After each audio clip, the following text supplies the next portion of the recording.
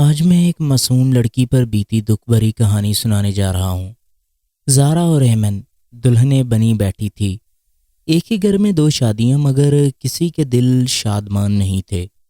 گھر میں شہنائیاں بج رہی تھی، لیکن زارا اور ایمن کے دل ماتم کا سما تھا۔ یہی حالات حمزہ اور حافظ کی تھے، جو اپنی محبت نہ ملنے پر افسردہ سا تھے، مگر کسی سے بھی دل کی بےتابی کا اظہار کیوں کرتے۔ گھر میں مہمانوں کی آمد تھی، جبکہ عمر حیات اور سکندر حیات دونوں خوش باش صحن میں بیٹھے خوش گپیاں لگا رہے تھے کہ اس بات سے بے خبر کہ بچے کس اذیت سے گزر رہے ہیں۔ نہ جانے کیوں بڑوں کو ہمیشہ لگتا ہے کہ چھوٹے ان کے غلط فیصلوں کو بھی کبھی نہ کبھی قبول کر لیں گے اور ایک دن خوشیوں کے نام پر سمجھوتا کر ہی لیں گے۔ حالانکہ ایسا نہیں ہوتا۔ آج سے تقریباً 10 سال پہلے ان کی تقدیروں کا فیصلہ ان سے پوچھے بنا ہی کر دیا تھا۔ جب زارا پیدا ہوئی تو انہوں نے اپنے دوسرے بیٹے کے لیے فوراً ہی بھائی سکندر اور اپنے بیٹے حافظ کے لیے مانگ لیا تھا۔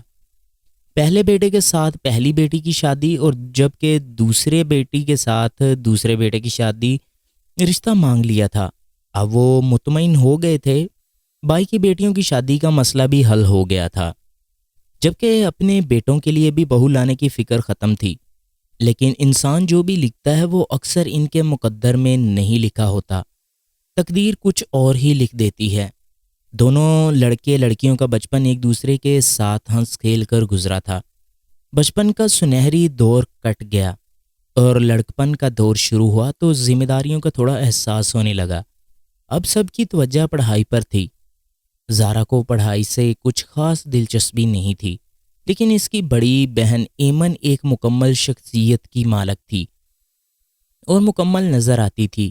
نہ صرف پڑھائی میں تیز تھی، بلکہ گھر کے تمام قسم کے کھانوں میں بھی بہت ہی زیادہ تیز تھی، اور اکثر گھر کے سارے کام خود ہی کیا کرتی تھی۔ اور کیا کرتی تھی؟ اپنی والدہ سے کہ میں امی گھر کے سارے کام کر لیا کروں گی۔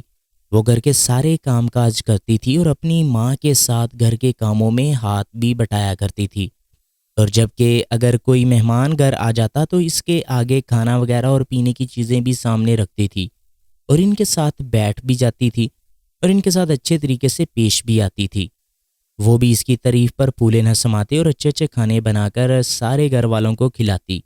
اس کی ماں اپنی بیٹی کی مہارتیں دیکھ کر اس پر سے صدقے واری جاتی اور اس کو بہت ہی زیادہ پسند کرتی تھی، جبکہ مسز حیات کو بھی دلی سکون ملتا تھا جب وہ اپنی ہونے والی بہو کو اتنا چست اور چلاک دیکھتی تھی۔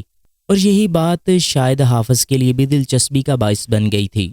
تبھی وہ منہ پھٹ اور بدتمیز زارا کی بجائے ایمن کی جانب متوجہ ہونے لگا۔ ایمن نے بھی اپنی مسکراہٹوں کے ذریعے اس کے جذبات کو بڑھا دیا تھا۔ حافظ کو اور چاہیے کیا تھا؟ حافظ کو اس سب سے بہت ہی زیادہ سکون اور راحت ملتی تھی کہ جب ایمن اس کو اچھے سے برتاؤ دیتی تھی، اور یہی سب حافظ بھی چاہتا تھا۔